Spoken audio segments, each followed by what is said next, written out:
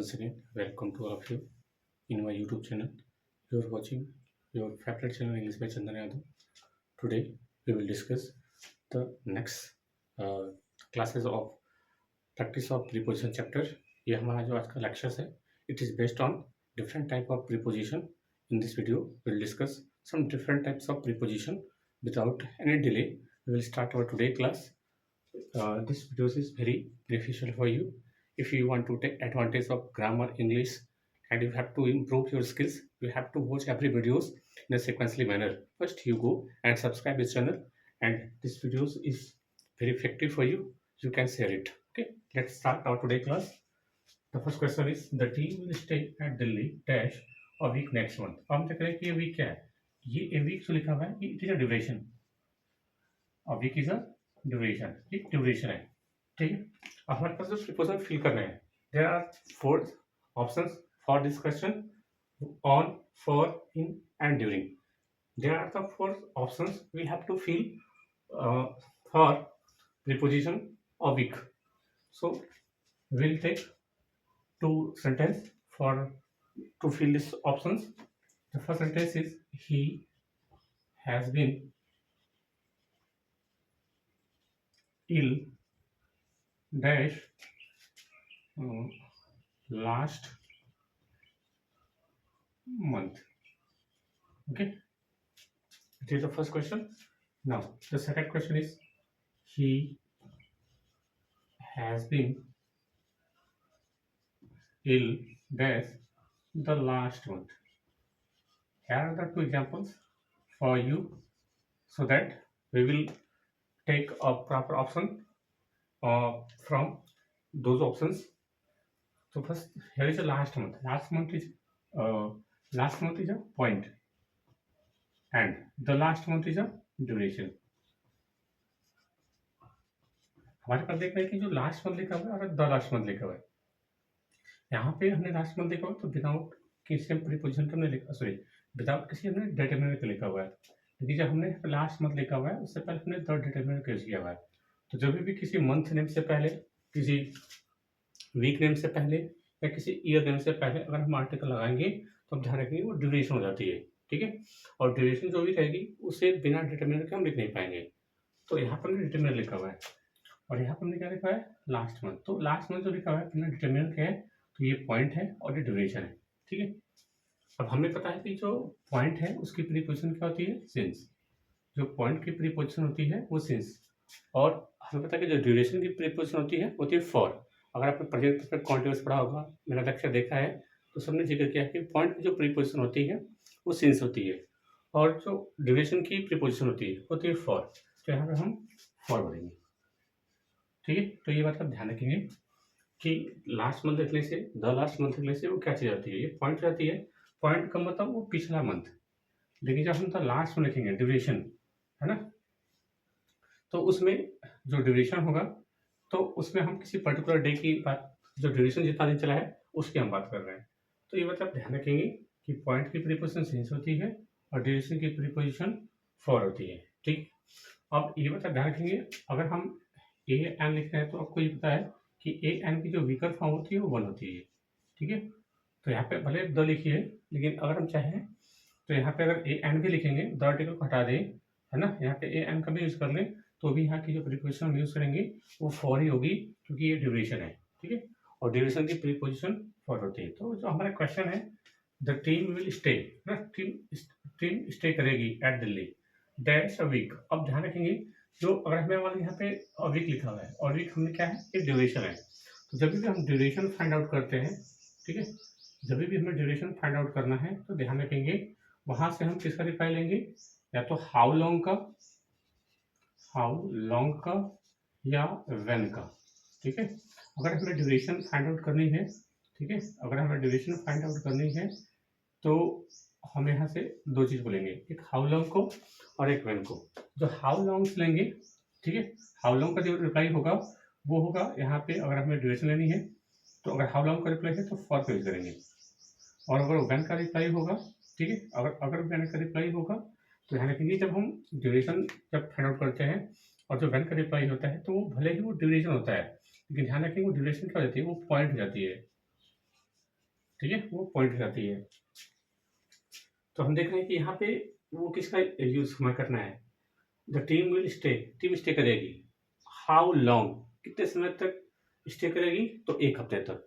तो यहाँ पे जो हमारा रिप्लाई का स्टे से यानी मेन वर्ड से वो हाउ लॉन्ग का रिप्लाई है, और जो हाउ लॉन्ग की रिप्लाई होगी उसकी प्रीपोजिशन क्या होगी, फॉर। तो यहाँ पे फिलअप कर देंगे फॉर, यानी ऑप्शन कहाँ है, second option is the right answer. ठीक है, तो भी ध्यान रखेंगे कि जहाँ से हमें ड्यूरेशन पता करने हैं, तो ड्यूरेशन में भी हम 2 चीज़ आती है। उसके लिए हम एक तो अपना हाउ लॉन्ग से रिप्लाई लेंगे, तो भी प्रीपोजिशन फॉर यूज करेंगे, और एक व्हेन का रिप्लाई होगा। ठीक है, जो व्हेन का रिप्लाई होगा वो पॉइंट से आती है, जो व्हेन का रिप्लाई होगा वो पॉइंट से आती है, लेकिन जो हाउ लॉन्ग का रिप्लाई होगा उसकी प्रीपोजिशन फॉर होती है। तो यहाँ पे हाउ लॉन्ग का रिप्लाई लेना है, तो हम फॉर प्रीपोजिशन फिलअप कर देंगे। ठीक है, let's C next question. The thieves must have been broken the door opened as force। ठीक है, यहाँ पे फोर्स नाउन लिखा हुआ है, हमें इससे पहले प्रीपोजिशन यहाँ फिलअप करने हैं। आप उसको समझने से पहले कुछ एग्जांपल्स देंगे ताकि वो आंसर हमारा क्लियर हो सके। ठीक है, तो यहाँ पे भी हम कुछ क्वेश्चंस लेंगे उसको डिस्कस करने के लिए। जैसे कि लिखा हुआ है कि the thieves must have been broken, thief ने, जो थीप थे शायद उन्होंने तोड़ दिया होगा डोर को ना।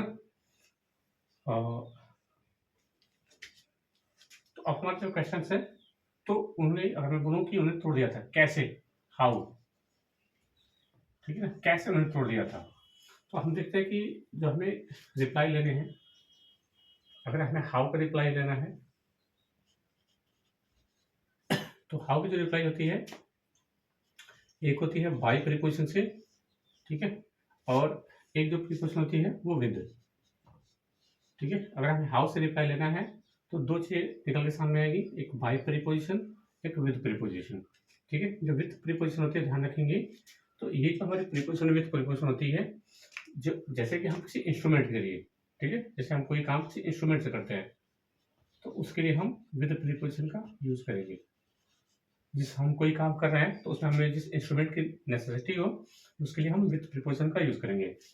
लेकिन अगर हमें उसके, जिस काम को हम कर रहे हैं उसके लिए हमें कोई मेथड चाहिए, जिसको मैनर बोलते हैं, मेथड चाहिए जिसको मैनर बोलते हैं, तो जो उसकी प्रीपोजिशन होगी वो होती है बाय। ठीक है, क्या रखेंगे, जब हम वर्ब से हाउ का रिप्लाई लेंगे कि वो चोर ने वो डोर को कैसे ओपन किया होगा, तो उसके लिए हम 2 प्रीपोजिशन का यूज कर सकते हैं, बाय प्रीपोजिशन का, विद प्रीपोजिशन का। विद प्रीपोजिशन जब हम यूज करेंगे तो जिस चीज से हम इंस्ट्रूमेंट से वो काम करेंगे उसके लिए हम विद प्रीपोजिशन का यूज करेंगे, और जिस मेथड से वो काम किया गया होगा या जिस मैनर से वो काम किया हो गया तो उसकी जो प्रीपोजिशन होगी वो होगी बाय। ठीक है, एक एग्जांपल्स को देखेंगे, ही डिड इट डैश। ठीक है, ही डिड इट डैश, अब मैं ऑप्शन ले रहा हूँ। ठीक है,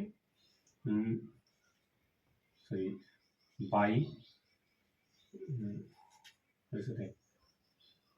कोई नाइफ ले लीजिए। ठीक है, बाई नाइफ। ठीक है, और बाई और नाइफ, और जो हमारे बी ऑप्शन है वो हो जाएगा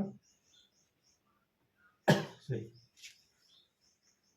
यहाँ पे भी द नाइफ एग्जाम्पल है, विद और नाइफ, और यहाँ पे जो बी ऑप्शन है वो है बाई चीटिंग।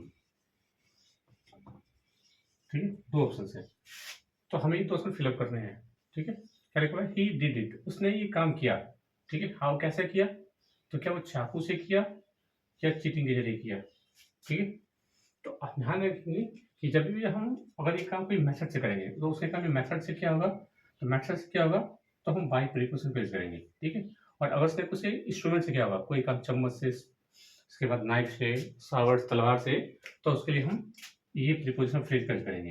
ये दोनों प्रीपोजिशन फ्रेज हैं, इन दोनों का हम यूज कर सकते हैं, डिपेंड करता है उस सेंटेंस का मीनिंग क्या है। ठीक है, अब ध्यान रखेंगे कि जब भी हम विद के साथ हम प्रीपोजिशन फ्रेज लिखेंगे तो जो नाउन लिखेंगे उससे पहले हम उसे डिटर्मिनर जरूर करना पड़ेगा, उससे पहले डिटर्मिनर जरूर लिखेंगे। लेकिन जब बाई प्रीपोजिशन के साथ लिखेंगे तो वहाँ पे हम डिटर्मिनर का यूज नहीं करेंगे। ठीक है, ये बारीकी ध्यान रखेंगे। अब आइए क्वेश्चन पे, क्वेश्चन पे क्या लिखा है, फोर्स लिखा हुआ है। और फोर्स क्या है, उसने दरवाजा, उन लोगों चोर ने, शायद चोरों ने दरवाजे को तोड़ा होगा। ठीक है, कैसे तोड़ा होगा, फोर्स के जरिए, बल के जरिए। अब जो फोर्स है वो कोई इंस्ट्रूमेंट तो है नहीं, जो फोर्स है वो इंस्ट्रूमेंट तो है नहीं, तो ये क्या है, ये एक मेथड है, मैनर जिससे ये काम किया गया है। तो जो मैनर की प्रीपोजिशन होगी वो होगी बाई। अब देखिए एक और तरीका, यहाँ पे कोई फोर्स से पहले कोई डिटर्मिनर है भी नहीं, और अगर डिटर्मिनर नहीं है तो इसका मतलब हम यहाँ पे विद प्रीपोजिशन का यूज नहीं कर पाएंगे। तो ऑप्शन में जो विद प्रीपोजिशन कट जाएगा, इन फॉर आते नहीं है इनके लिए, ठीक है। तो हमारे पहला प्रीपोजिशन होगा जो बाई लिखा हुआ है वो हमारा आंसर सही हो जाएगा, ठीक है। तो ये मतलब ध्यान रखेंगे कि अगर हमें वर्ब से अगर हाउ का रिप्लाई लेना है तो एक बाई प्रीपोजिशन का यूज करेंगे, एक विद प्रीपोजिशन का। हमें वो काम कोई इंस्ट्रूमेंट के लिए करना हो तो यूज विद प्रीपोजिशन, लेकिन अगर हमें कोई मैनर को रिप्रेजेंट करना है जिससे वो काम किया गया है तो यूज बाई प्रीपोजिशन। जब हम बाई प्रीपोजिशन का यूज करेंगे तो उसके साथ जो हम प्रीपोजिशन फ्रेज में जो नाउन लिखेंगे वो विदाउट डिटरमिनर होने चाहिए, लेकिन जब हम विथ प्रीपोजिशन का यूज करेंगे तो जो नाउन के साथ लिखेंगे उसके पहले हमें जरूर डिटरमिनर करना पड़ेगा, उससे पहले जरूर हमें डिटरमिनर लिखना है, ठीक है। बिना डिटरमिनर के हम उसे लिख नहीं पाएंगे, ठीक है। एक और एग्जाम्पल लिखते हैं ताकि आपको ये क्लियर हो जाए। जैसे मैंने लिखा my mother cut her finger dash a knife, ठीक है। ये क्वेश्चन लिखा हुआ है, करेक्ट। हमें यहाँ फिलअप करना है बाई प्रीपोजिशन और एक विद प्रीपोजिशन, ठीक है। दो प्रीपोजिशन फिलअप करने हैं। पहले जो मेरी मदर थी उन्होंने अपनी फिंगर को कट कर लिया था, ठीक है। कट लिया था, कैसे कट कर लिया था, तो उन्होंने नाइफ से कट किया था, चाकू से। तो हमें वर्ब से हाउ का रिप्लाई करना है, वर्ब से हाउ का रिप्लाई बाई भी होगा विद भी होगा। विद जो प्रीपोजिशन होगा वो इंस्ट्रूमेंट के लिए जिससे वो काम किया गया है, ठीक है ना, वो काम हुआ है इंस्ट्रूमेंट के लिए। और जो बाई प्रीपोजिशन यूज होगा उसको हम मेथड या जिसको हम मैनर बोलते हैं उसके लिए हम बाई प्रीपोजिशन का यूज कर सकते हैं। जब विथ प्रीपोजिशन का यूज करेंगे तो जो नाउन लिखेंगे उसके साथ उसे डिटरमिनर करना पड़ेगा, यानी ए एंड द आर्टिकल या कोई भी डिटरमिनर वर्ड यहाँ पे लिखना पड़ेगा। लेकिन जब बाई का यूज करेंगे तो विदाउट डिटरमिनर से लिखना पड़ेगा। डिटरमिनर लिखा हुआ है, साफ साइन है कि डिटरमिनर लिखा हुआ है, इसलिए यूज करिए विद प्रीपोजिशन का, ठीक है। एक और सेंटेंस देखते हैं।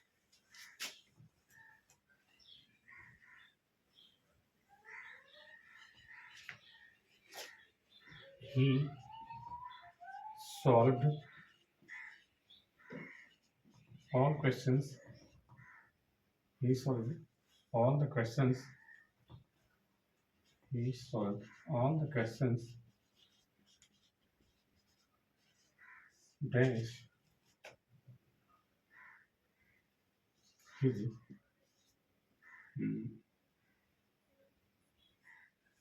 he solved all the question dash his, कह लीजिए यहाँ पे कुछ भी लिख सकते हैं, by dash his presence of mind, presence of mind, ठीक है। हमने ये लिखा हुआ है he solved all the questions dash his presence of mind। हमें यहाँ पे प्रीपोजिशन फिलअप करना है बाई और विद, ठीक है। अब देखिए यहाँ पे हमें भरना है कि उसने उसने क्वेश्चन को सॉल्व कर लिया। हाउ, कैसे सॉल्व कर लिया, तो अपने प्रेजेंस ऑफ माइंड से सॉल्व कर लिया था। तो अब जो प्रेजेंस ऑफ माइंड है ये कोई इंस्ट्रूमेंट नहीं है, ठीक है। ये कोई इंस्ट्रूमेंट नहीं है, और अगर इंस्ट्रूमेंट नहीं है तो हम विद प्रीपोजिशन का यूज नहीं कर पाएंगे। तो पहला तो ये रहा। दूसरा हम ऐसे भी समझ लेंगे कि अगर हमने प्रेजेंस ऑफ माइंड लिखा हुआ है, ठीक है ना, ये प्रेजेंस ऑफ माइंड हमने लिखा हुआ है, तो हम देख रहे हैं कि जो प्रेजेंस ऑफ माइंड लिखा हुआ है तो उससे पहले हिज प्रेजेंस ऑफ माइंड हमने प्रीपोजिशन जो लिखा हुआ है, प्रीपोजिशन फ्रेज लिखा हुआ है। तो अगर यहाँ पे हमें यहाँ पे कह सकते हैं कि ये कोई इंस्ट्रूमेंट नहीं है, और अगर इंस्ट्रूमेंट नहीं है तो हम विद प्रीपोजिशन का यूज नहीं कर पाएंगे। लेकिन अब बाई प्रीपोजिशन हम जब यूज करते हैं तो वो मैनर को रिप्रेजेंट के लिए करते हैं। उसने कैसे सॉल्व किया, ठीक है, तो उसने कैसे सॉल्व किया, तो अपने प्रेजेंस ऑफ माइंड से सॉल्व कर लिया। तो ये जो प्रेजेंस ऑफ माइंड है ये क्या है, ये इसका मैनर है जिसके द्वारा वो काम किया गया। सॉल्व करने का जो काम हुआ है वो एक प्रेजेंस ऑफ माइंड ये मैनर से हुआ है, ठीक है। तो जो मैनर की प्रीपोजिशन होगी वो होगी by, by his presence of mind, ठीक है। तो ये ध्यान रखेंगे। चलिए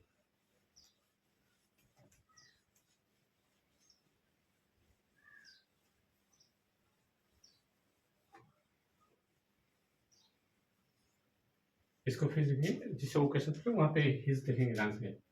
ही, ये क्वेश्चन था, और फिर से बोलेंगे ही सॉल्व all the questions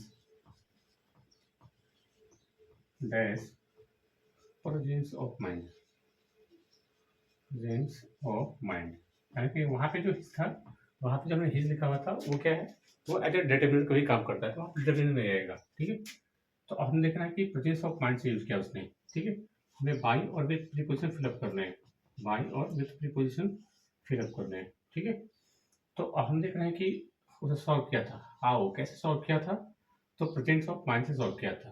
तो ये क्या है, अब ये देखिए ये प्रोसेस, इसके अंदर ये मैनर है बाई प्रीपोजिशन का, और विथ प्रीपोजिशन इंस्ट्रूमेंट के लिए हम यूज करते हैं। ठीक है, यही हमने पढ़ा अभी। ध्यान रखेंगे जब हम विथ प्रीपोजिशन का यूज करेंगे इंस्ट्रूमेंट के लिए, तो उससे पहले कोई ना कोई डिटरमिनेंट जरूर होना चाहिए। ठीक है, अब देख रहे हैं हमने जो प्रीपोजिशनल फ्रेज लिखा हुआ है, ठीक है ना, जो हमने प्रीपोजिशनल फ्रेज लिखा हुआ है उससे पहले हमने कोई भी डिटरमिनेंट लिखा नहीं है। तो ये भी एक हिंट है, ये भी एक हिंट है। उससे पहले हमने वहाँ पे हिज लिखा था, वो नहीं रहेगा। ठीक है, इसी के लिए मैंने इसको दोबारा लिखा है।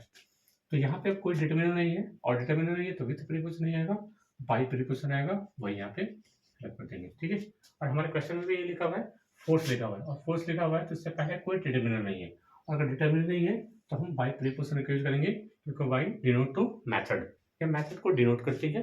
So our option is the first option for that question. Let's see the next question. My friend has put his house in the market. ठीक है, यहाँ पे हमें इधर क्वेश्चन पुट आउट करना है, माई friend has put his house in the market, ये question लिखा हुआ है। तो अब देखेंगे क्वेश्चन में क्या इधर है और वहां पे करेक्शन क्या हो सकता है। ठीक है, देखो my friend has put his house in the market. अब put his house in the market देखा हुआ, इसका मतलब क्या है कि ये जो अपने इन प्रीपोजिशन लिखा हुआ है, ठीक है, इन द मार्केट लिखा हुआ है, तो इसका ये मतलब है कि जो मेरे फ्रेंड ने जो अपना घर रखा था वो मार्केट में रखा था। तो जो हमने इन द मार्केट लिखा हुआ है, इसका ये मतलब है कि हम, अगर आप कभी भी पढ़े होंगे कोई क्वेश्चन, जैसे कि अगर दुकान में कहीं जाएंगे या कहीं बाजार में जाएंगे, तो अगर हमारे कोई सरकारी ऑफिसर भी है तो क्या लिखा है, ऑन ड्यूटी, ऑन ड्यूटी, या कोई सामान रखा बेचने के लिए, ऑन सेल, ठीक है ना, ऑन सेल। ऑन का मतलब होता है कि जब कोई चीज अवेलेबल हो। ठीक है, ऑन जो प्रीपोजिशन होती है वो अवेलेबिलिटी की प्रीपोजिशन होती है, मतलब कोई चीज अवेलेबल है उस काम के लिए। ठीक है, या कोई सरकारी काम चल रहा हो, ठीक है, ऑन प्रोसेस, ऑन प्रोसेस, जैसे काम है वो प्रोसेस चल रहा है। ठीक है, जैसे रोड बनता है तो लिखा था ना कि the work is on progress या ऑन प्रोसेस। ठीक है, इसका मतलब काम क्या है, प्रोग्रेस पे है, यानी वो उपलब्ध है काम, मतलब चलने के लिए। तो यहाँ पे वही लिखा हुआ है कि माई friend has put his house in the market. जो मेरा फ्रेंड है उसने हाउस कहाँ रखा है, मार्केट में, क्या करने के लिए, सेल करने के लिए, बेचने के लिए। तो यहाँ पे इन प्रीपोजिशन यूज जो हुआ है उसको रिमूव करेंगे, और यहाँ पे ऑन प्रीपोजिशन का यूज करेंगे, है ना। माई friend has put his house on the market, इसका मतलब है कि जो उसका ऑन द मार्केट लिखा हुआ है, जिसका मतलब मार्केट में वो सेल करने के लिए रखा हुआ है। तो यहाँ पे इधर है इन, ठीक है, एक्शन होगा ऑन। ठीक है, ध्यान रखेंगे जो भी अवेलेबिलिटी की प्रीपोजिशन होती है वो होती है on, on duty, on sale, on process. ठीक है, तो इसका मतलब वो चीज़ अवेलेबल है, ठीक है, उस काम को करने के लिए। तो यहाँ पे वही है कि माई friend has put his house, मेरे फ्रेंड ने घर दिया है कहाँ पे, on the market. On the market का मतलब अभी नहीं कि मार्केट के ऊपर हालांकि आना प्रीपोजिशन में पढ़ा होगा तो मैंने बताया भी था। जैसे मान लीजिए टेबल है, ठीक है, इट इज अ टेबल, और टेबल के ऊपर ये बुक रखी हुई है, ठीक है, दोनों का सरफेस बिल्कुल सटा हुआ है, तो हम उस समय ऑन प्रीपोजिशन का यूज करते हैं। ठीक है, बताया था। तो ऑन प्रीपोजिशन का हम जब यूज करते हैं तो जो दो सरफेस होती है एक दूसरे से टच हो तो उस केस में ऑन प्रीपोजिशन का यूज करते हैं। लेकिन मार्केट कोई ऐसा चीज नहीं है जिसके ऊपर हम कोई चीज रखते हैं। ठीक है, मार्केट इज अ प्लेस। ठीक है, तो जहाँ पे कोई चीज प्लेस है वहां पे हमने क्या लिखा है, अपने हाउस को रखा हुआ है सेल करने के लिए। तो ऑन जो प्रीपोजिशन होती है वो प्रीपोजिशन ऑफ अवेलेबिलिटी होती है, जो चीज अवेलेबल हो वो चीज करने के लिए, मतलब बेचने के लिए। ठीक है, तो on duty, on sale, on process, या ऑन प्रोसेस या ऑन प्रोग्रेस भी आप कर सकते हैं, ऑन प्रोग्रेस। ठीक है, तो हमारा जो करेक्ट ऑप्शन है वहां पे इनको रिमूव करके ऑन प्रीपोजिशन का यूज करेंगे। ठीक है, let's see the next question. This policies is inimical dash the interest of our organisation. है। इनएमिकल का मतलब जिसको हम बोलते हैं कि हानिकारक। इनएमिकल का मतलब हानिकारक। तो अब एक क्वेश्चन हमारे पास है, ठीक है। ऑप्शन हमारे पास है फॉर, फ्रॉम, और अपॉन। हमें ये प्रीपोजिशन फिलअप करना है यहाँ पे, ठीक है, ध्यान रखेंगे। अब जैसे मान लीजिए कि ये ए है, ये बी है, ठीक है। तो अब एक है पॉलिसीज, मान लीजिए हमारी पॉलिसीज है, ठीक है। और एक पॉलिसीज है जो क्या है, पॉलिसीज हमारी इनमिकल हानिकारक है, किसके लिए, ऑर्गेनाइजेशन के लिए। तो ये बी हमारा क्या है, ये ऑर्गेनाइजेशन है, ऑर्गेनाइजेशन, ठीक है। तो अब हम देख रहे हैं कि जो हमारी पॉलिसीज है ये हानिकारक है, तो किसके लिए हानिकारक है, ऑर्गेनाइजेशन के लिए, ठीक है। तो ये ऑर्गेनाइजेशन, ये पॉलिसीज है किसके लिए हानिकारक है, ऑर्गेनाइजेशन के लिए। तो जो हमारा रेसिपेंट होता है, जिससे जिसके लिए वो काम किया जाता है, तो रेसिपेंट की जो प्रीपोजिशन होती है वो होती है टू। और जहां से कुछ निकलती है, जहां से कुछ निकलती है, जो सोर्स की प्रीपोजिशन होती है वो होती है फ्रॉम, ठीक है, मत ध्यान रखेंगे। जैसे कि यहाँ पे क्या होगा, जो पॉलिसीज है वो हानिकारक है, किसके लिए हानिकारक है, द इंटरेस्ट ऑफ और ऑर्गेनाइजेशन, तो ऑर्गेनाइजेशन के लिए हानिकारक है। तो ये ऑर्गेनाइजेशन हमारा क्या है, ये हमारा रेसिपेंट है। और अगर ये रेसिपेंट है तो रेसिपेंट की प्रीपोजिशन क्या होती है, ऑन, है ना। सॉरी, रेसिपेंट की जो प्रीपोजिशन होती है वो होती है टू। तो हमारा टू ऑप्शन करेक्ट हो जाएगा। इसको एक एग्जाम्पल से और समझेंगे कि रेसिपेंट के लिए हम और कैसे सेंटेंस को क्रम लिखेंगे। Amit is polite dash his friends, ठीक है। क्या लिखा है, Amit is polite dash his friend. तो अमित क्या है, ये बहुत पोलाइट है, किसके लिए पोलाइट है, अपने फ्रेंड के लिए। तो ये जो पोलाइट, जो ये हमारे कह लीजिए एबिलिटी है, या जो पोलाइट, ये हमारी जो कह लीजिए कि ये क्वालिटी है, ठीक, ये किसको इफेक्ट कर रही है, फ्रेंड को, है ना। तो इसका रेसिपेंट कौन है, ये जो अमित की जो क्वालिटी है ये किसको डेडिकेट हो रही है, फ्रेंड को। यानी ये हमारा फ्रेंड क्या है, ये रेसिपेंट है, ये हमारा क्या है, रेसिपेंट है। और अगर रेसिपेंट है तो यूज प्रीपोजिशन टू। ऐसे ही मान लीजिए यहाँ पे कोई भी क्वालिटी हो सकती है, पोलाइट हो गया, ऑनेस्ट हो गया, ठीक है, ऑनेस्ट हो गया, या और भी कोई यहाँ पे क्वालिटीज ले सकते हैं। तो अगर ये क्वालिटी किसी अफेक्ट कर रही है रेसिपेंट को, तो हमेशा टू प्रीपोजिशन का ही उस केस में यूज करेंगे। ये हम बार बार बता चुके हैं कि अगर हम कोई एक्शन कोई दूसरे चीज को इफेक्ट कर रहा है जो रेसिपेंट है, तो उसके लिए हम टू प्रीपोजिशन का यूज करते हैं। तो ये टू क्या होती है, टू रेसिपेंट की ही प्रीपोजिशन होती है। तो ये थे क्वेश्चंस। अगला क्वेश्चन देखेंगे।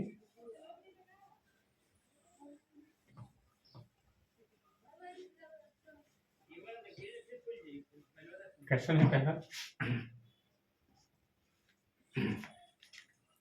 he is angry dash his father. Okay, this is the first question. Now the second question is, he is angry dash, he is angry dash his phone, ठीक है। आप यहाँ पे एंग्री के साथ कुछ भी लिख सकते हैं, जैसे आप यहाँ पे लिख लीजिए। और भी बहुत ऐसे वर्ड हैं, जैसे कि मैं बात करूँ, जैसे गुस्सा होना ना, उसको वैक्स बोलते हैं, ठीक है। उसके साथ आप एनॉयड भी लिख सकते हैं, ठीक है, वैक्स एनॉयड। तो इसका मतलब होता है गुस्सा ही हो जाना होता है। तो हम जब भी एंग्री वर्ड, अगर हमने एंग्री वर्ड के साथ हम दो, हालांकि इन जो वर्ड के साथ हम दो प्रीपोजिशन का यूज करते हैं, एक विद प्रीपोजिशन का यूज करते हैं और एक एट प्रीपोजिशन का यूज करते हैं, ठीक है। जब हम किसी angry with someone, angry with someone, जब हम किसी आदमी से गुस्सा होंगे, जब हम किसी आदमी से या किसी भी चीज से आदमी से गुस्सा होंगे, तो उसकी जो प्रीपोजिशन होती है वो होती है विद, ठीक है। एंग्री विद समवन, जब हम किसी समवन से एंग्री हो, वैक्स हो, एनॉयड हो, तो उस केस में हम विद प्रीपोजिशन का यूज करते हैं। लेकिन जब हम angry on something, angry on something, जब हम किसी चीज से गुस्सा हो, जैसे हमारा फोन हो या नॉन लिविंग थिंग्स हो, तो अगर हम कोई नॉन लिविंग थिंग से वो एंग्री होते हैं, तो उसकी जो प्रीपोजिशन होती है वो होती है एट। यहाँ पे एट प्रीपोजिशन का यूज कर देंगे। तो ये बात ध्यान रखेंगे कि एंग्री के साथ हम विद प्रीपोजिशन का भी यूज कर लेते हैं और एट प्रीपोजिशन का भी यूज कर लेते हैं। ये वैक्स जो लिखा हुआ है, एनोड लिखा हुआ है, इनका मतलब भी गुस्सा होना ही होता है। तो इनके साथ हम या तो विद प्रीपोजिशन का यूज करेंगे या एट करेंगे।